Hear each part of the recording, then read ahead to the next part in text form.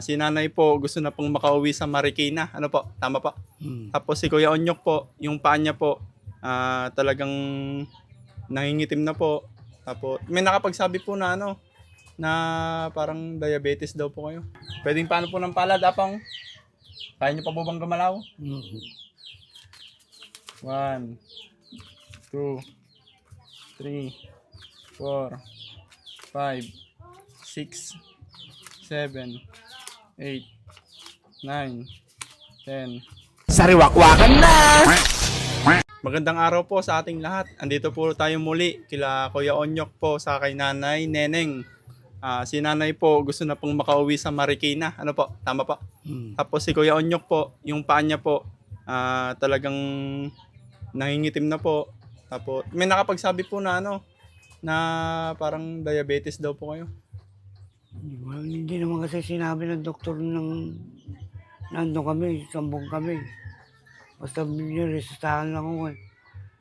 Pag hindi na ako nakuha sa gamot, ka-cancer, sabi niya, doktor. Hindi ko rin naman alam kung diabetes ako. Kasi nanay ko yung diabetes. Tsaka high blood. Apo. Apong, kamusta po kayo, Apong?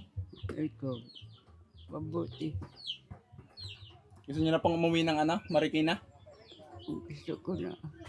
Kung magkakapera po kayo ngayon, Apong, uwi na po kayo bukas. Oo, yung umaga. Ayan po. Meron pong ano, may mga tumulong po pala. Bali, 3 tao po ito. Kanino po ba iabot? Si nanay Kay na muna. Apong.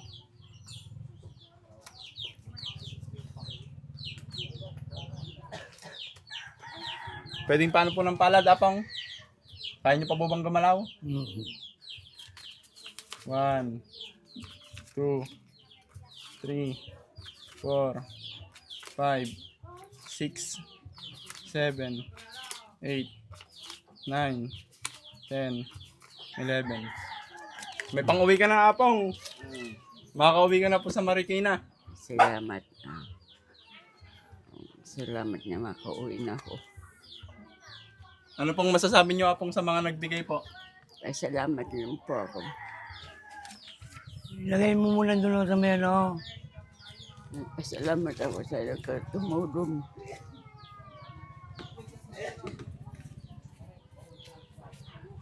Iyak na naman yan. Naiyak na naman si Apong. Makaka-uwi ka na po, Apong. Makakasama mo na yung ano, Mga po niya. yung mga apo mo, saka yung anak mo po. Masaya ka po, Apong? Oo. Ilang buwan na hindi ako makauwi eh. Bakit ala po pala silang ano doon? Yung perang pang pauwi sana kay nanay? Wala eh. Hindi naman kami ipon para pang pamasahe niya. Kasi inatid noon niya yung mga pamangkin ko, nakataksi lang. Kasi yung pamangkin ko, asawa niya taxi driver. Apo. Kaya inatid dito. Parang mamasyal daw siya. Siyempre naman, mahirapan na naman kami pag wala nang pambiling pampers. Pag walang bungkal yung lupa, walang tanim. Hindi naman ako makatanim ng palay. Mabigat pag umaatras. Kaya, ando naman yung mga kapatid ko para tumulong sa kanya, mag-alaga.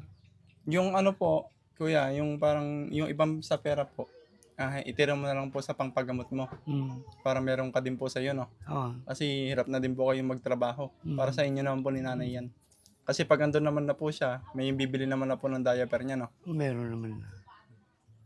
Ano pong masasabi niyo sa mga nagbigay po? Salamat sa nagtumulong sa amin ng mag-ina. Sana pagpalain kayo ng Diyos. Marami pa sana kayo matulong na kapwa namin. Po. Maraming salamat po sa mga nagbigay po. Kila Apong Neneng po, talagang umiiyak pa rin po siya hanggang ngayon. Dahil sa tuwa po siguro.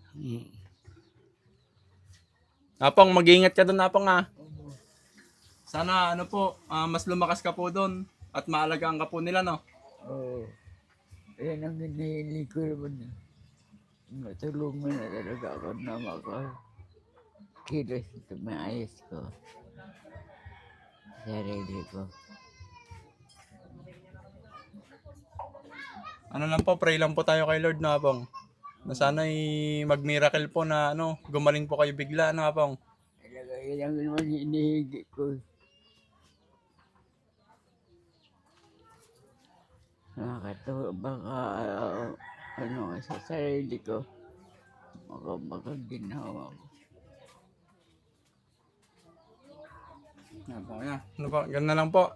Bali, maraming salamat po sa mga nagbigay po ng tulong sa pamilya po nila na makauwi na po si Apong, si Kuya po, makabili po ng gamot kahit papano po. Alam kong kulang po pero kahit papano po, sana Nakatulong naman. nakatulong po. Maraming salamat po sa mga sponsor na nagtitiwala po kay Sariwakwak TV po. Alam ko po na marami pong hindi po naniniwala pero si Lord lang po may alam. Thank you so much po. God bless you all. Thank you.